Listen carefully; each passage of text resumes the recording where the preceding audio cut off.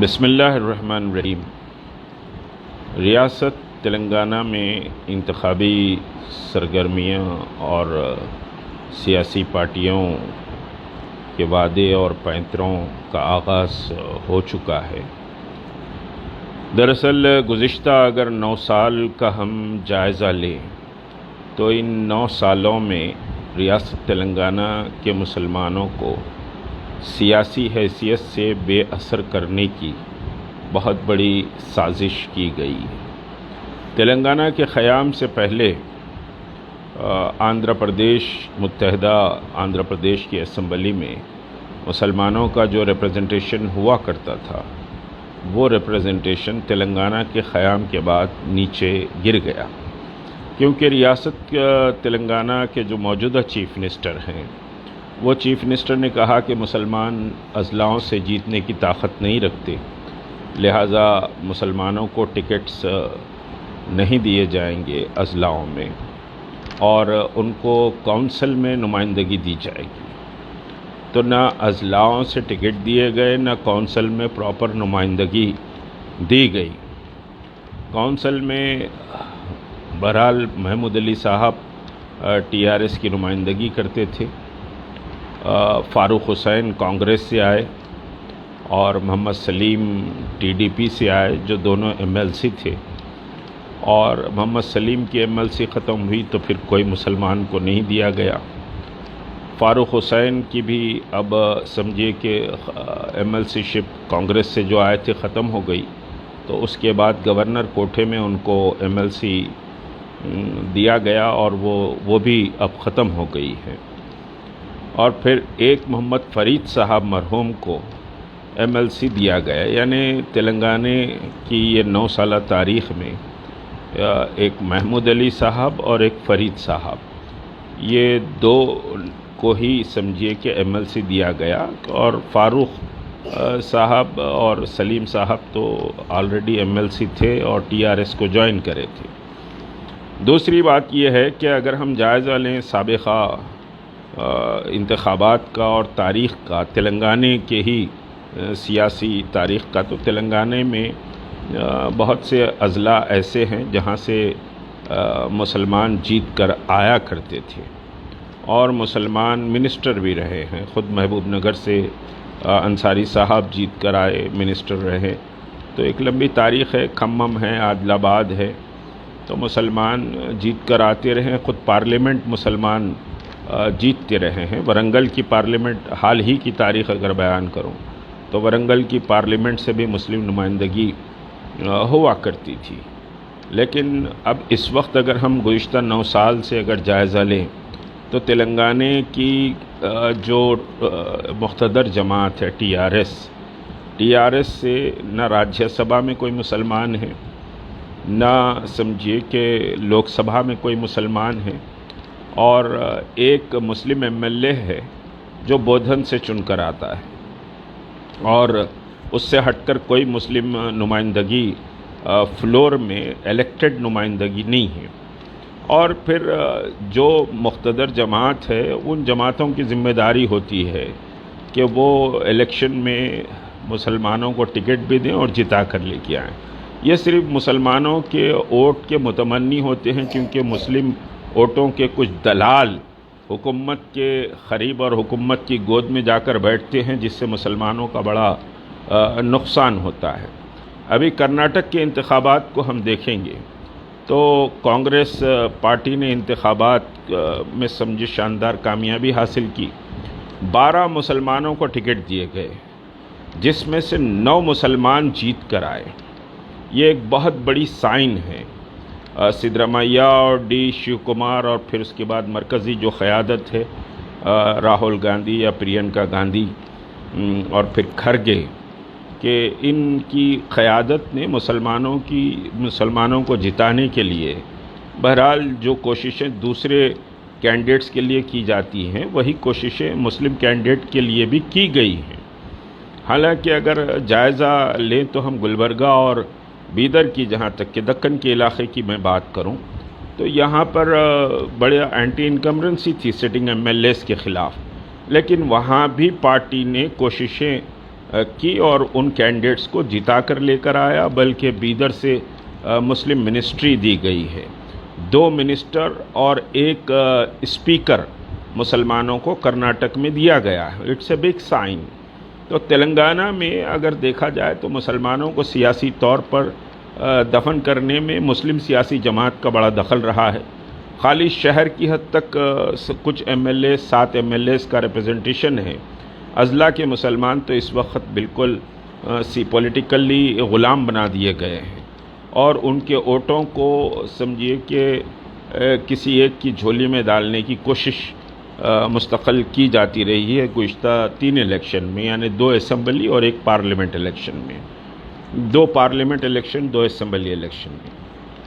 تو اب صورتحال یہ ہے کہ ابھی ایک عادل آباد میں ہمارے جو ریاست کے مسلم ممبر آف پارلیمنٹ ہے، ان کی ایک تقریر سامنے آئی کہ جب تک کہ میں نے کہوں گا تو کوئی مسلمان ووٹ نہیں ڈالیں گا۔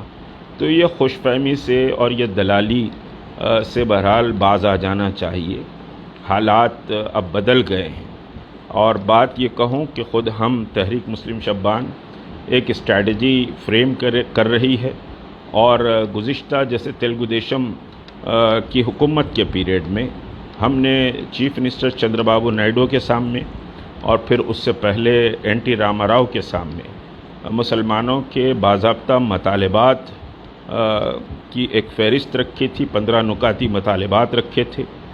خود تیلگو دیشم کے الیکشن مینیفیسٹو میں وہ مطالبات کا بھی ذکر ہے، اور تحریک مسلم شبان کے سمجھے کہ پلیٹ فارم سے ان مطالبات کو ماننے کا جو این ٹی راما راؤ نے اعلان کیا تھا وہ بھی تیلگو دیشم کے مینیفیسٹو میں موجود ہے۔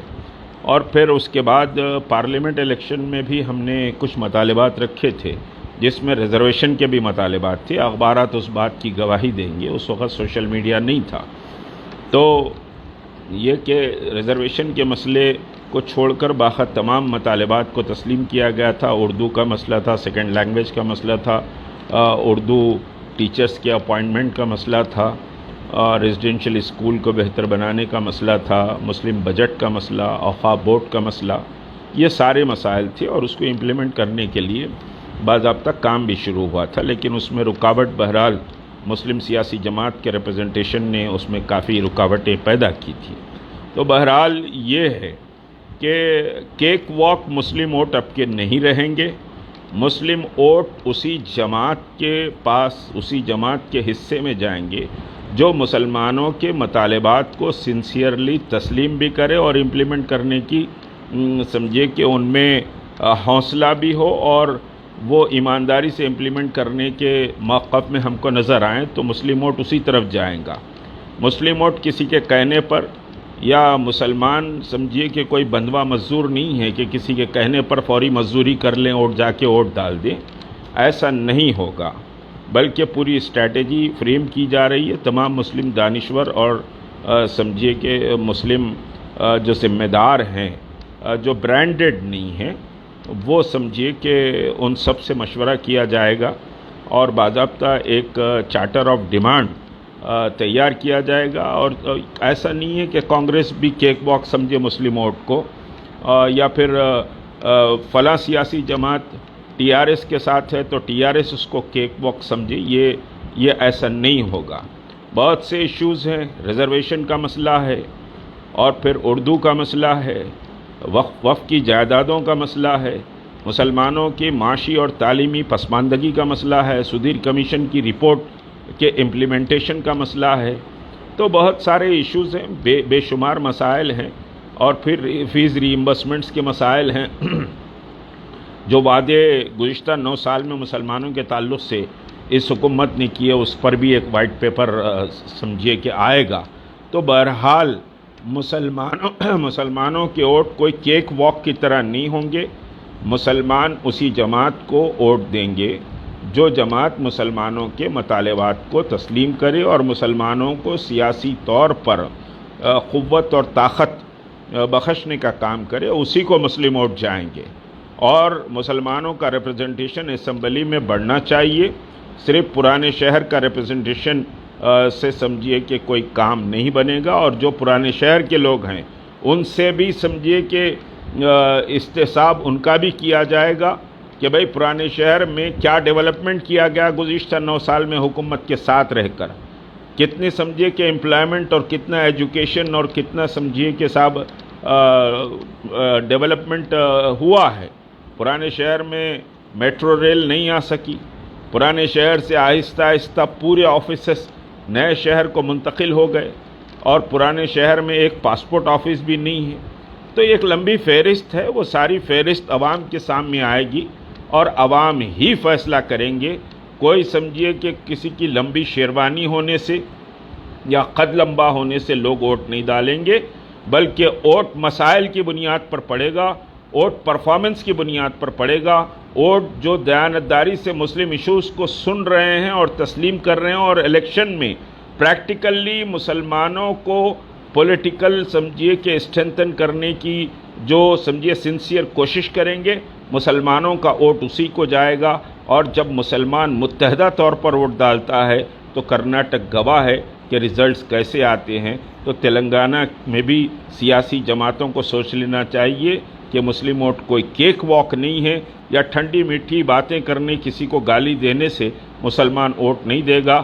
مسلمان اپنے مستقبل کے لیے ووٹ دے گا، اور اس سلسلے میں تحریک مسلم شبان کا سابقہ ٹریک ریکارڈ ہے کہ اس نے حکومت سے بہت ساری چیزیں منوائی ہیں، اور وہ سمجھیے کہ ایک باضابطہ سمجھیے کہ چارٹر آف ڈیمانڈ بن رہا ہے، اور 9 سال کے جو وعدے کیے گئے مسلمانوں کے تعلق سے وہ بھی عوام کے سامنے لائے جائیں گے، اور سیاسی جماعتوں سے بات کرنے کے بعد ہی مسلمانوں کے ووٹ کا فیصلہ کیا جائے گا۔ السلام علیکم ورحمۃ اللہ وبرکاتہ۔